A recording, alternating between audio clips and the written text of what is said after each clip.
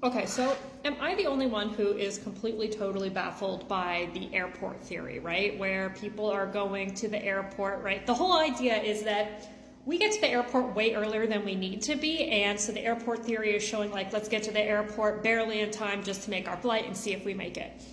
To me, I guess, always been testing the airport theory because I get to the airport no matter what an hour before the flight leaves. I don't care if it's an international flight.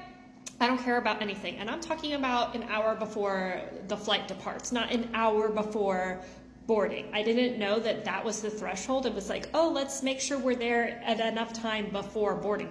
The majority of airlines have dedicated seats for the passengers. So I don't see why we need to get there super early just to board when we're already have a seat designated to us.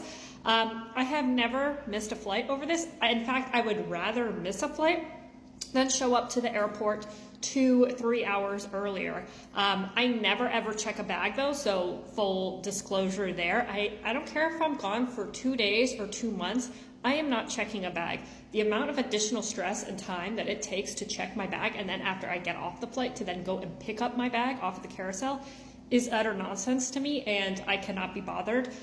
So just so you guys know, if you want to test out the airport theory, and I've been testing it. I mean, I was in Vegas and I was in New York like the last 2 weeks, and same thing, get to the airport an hour before the flight departs. I have ample time.